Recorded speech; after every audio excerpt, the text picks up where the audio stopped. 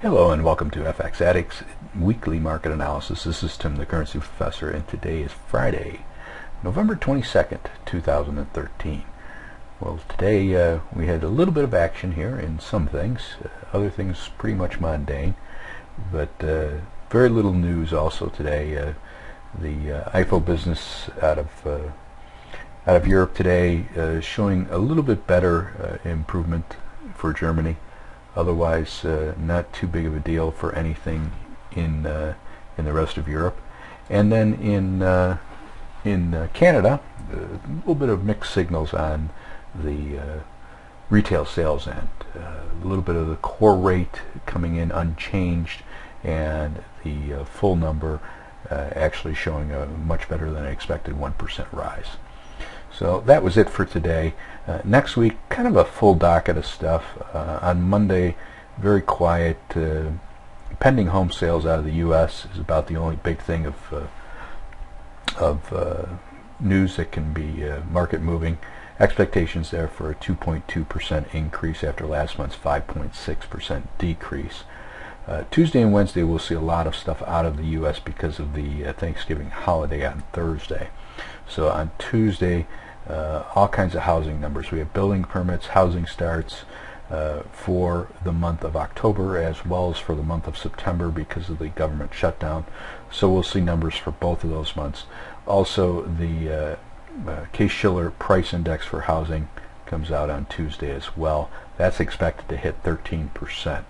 So that could be detrimental to the dollar also if that comes in significantly different. And then later in the day is the Conference Board's consumer confidence number. That is expected to show a little bit of improvement over last month, 72.2 as opposed to 71.2. Again, that will be influential for the dollar. And also the Richmond Manufacturing Index. Sometimes if that comes out considerably different than expectations, that can move markets as well. Expectations are for a reading of 3. On Wednesday, out of Europe, GfK German consumer climate, really not expected to show too much, 7.1. And then out of the UK, the second estimate for GDP for third quarter, same as originally reported at 0.8% as the expectations. Later in the day on Wednesday, we get durable goods out of the U.S. That can move the markets if it's considerably better or worse than expectations. The core rate is expected to come in at 0.5% increase. So depending on how that works, if it comes out above 1% or below unchanged, that would be a market mover. And then also out of the U.S. Revised University of Michigan consumer sentiment numbers.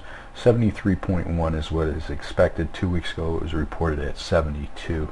So very important there how that comes out, and that can be a market mover. On Thursday, very quiet out of Europe. We get some German inflation numbers. Nothing expected to be out of the ordinary, but of course if it's way off of expectations, it could move the euro. And then on Friday, Japan starts off the day with their monthly numbers. Housing spending, kind of a big number that everyone looks at. Expectations are for an increase of 1.2% as opposed to last month's increase of 3.7. So if that comes out dramatically different, that could impact the yen. And also the core CPI for the whole nation, 0.9% as expected. Again, we're looking for inflation to tick up there, and that would be beneficial for the Bank of Japan to hold off on any further stimulus. And also industrial production is due out. 2.1% is what is expected. Last month it was up 1.5%, so that could be a good increase if it comes out at that.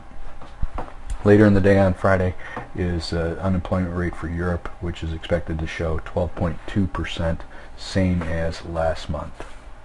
All right, on to the technicals here. The euro-US dollar up quite a bit, up 68, pushing up into that consolidation area once again, and looking like we'll probably run out of steam up in here. We may go up and make some new highs for this particular move, get up around 136, and then start to fall off. And we can see here on the weeklies now 2 weeks up after 2 very strong down weeks. So here we are, we're retracing. We're not even back a third of the way to where we fell off from. So all in all, not really a turnaround at all.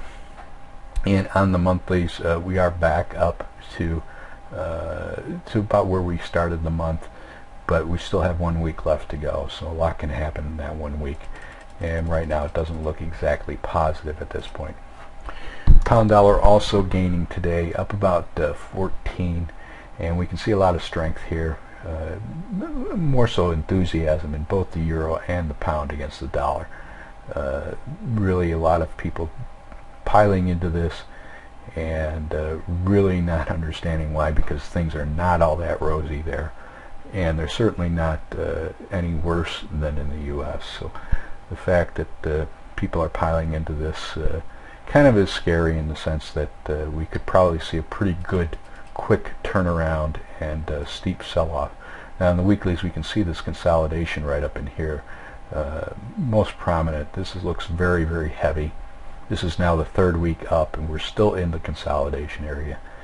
We did have some pretty good turnaround weeks here prior to this, so we could go up, make some new highs, and then fall off very quickly. And on the monthlies also, depending on how we close out next Friday, it's going to be a determining factor here, but really looking like we're probably going to sideways here for the month, and then probably drop off from here. That's the way it looks, at least at first. US dollar against the Swiss franc getting hit today, down about 60 right now, back down under 91, and just kind of sliding off. We made some pretty good lows down here. We have not yet tested them, so maybe this is going to be our test. We get back down under 90, and then we could see a turnaround. Jump out here to the weeklies, we can see a little better. Nice turnaround week here a month ago, but now we're starting to slide off. So retest the lows, and then probably a move up. And on the monthlies, we are just barely hanging on to a gain for the month, but overall still looks fairly positive, because each month keeps getting smaller and smaller in its ranges. So at some point here we're going to break out to the upside. US dollar against the Japanese yen, very big day yesterday, and today we're up about 10 pips.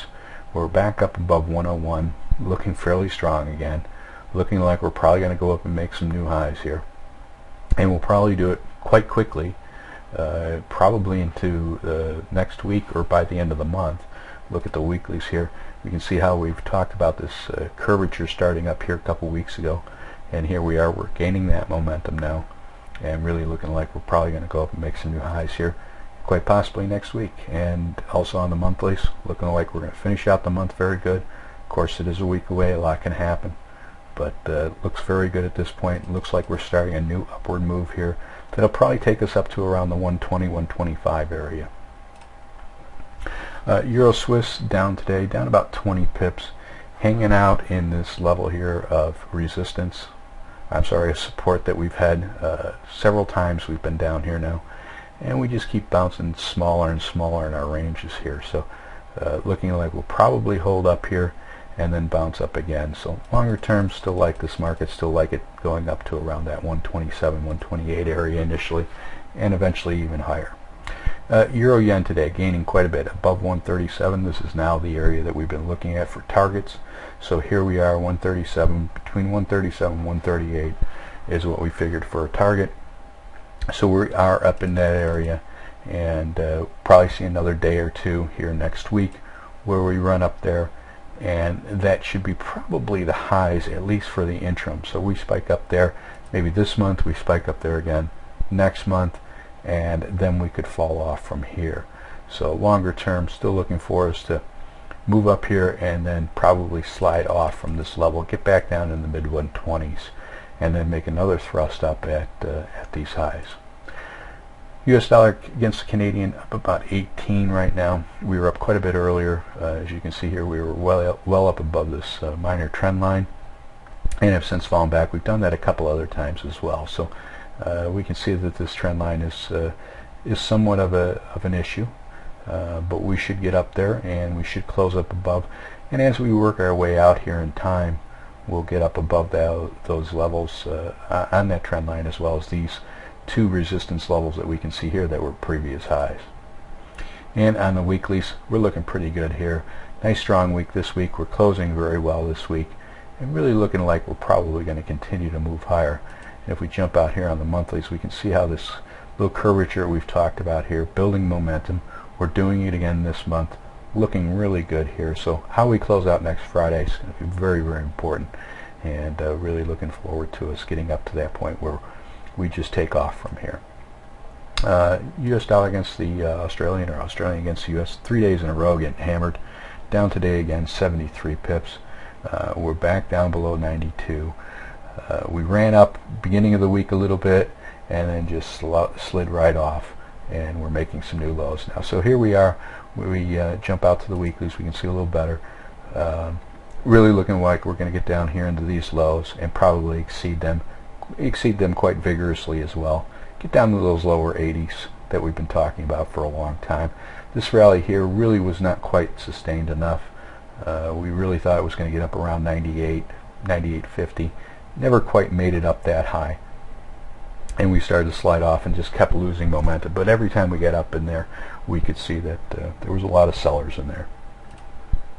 On the monthlies, we can see how we still got a week, obviously, of trading left, but we close at this level or lower. It's going to be very bearish here, and it's going to really turn the market around even more. So that lower 80s area really looks like the target at this point still that we've been looking at for many months. So we're well on our way, and we could probably be there within a couple of months. So probably January, February, the way it looks.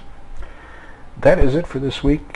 Please stop on by FX Addicts if you're not a member, and sign up for our 7-day free trial.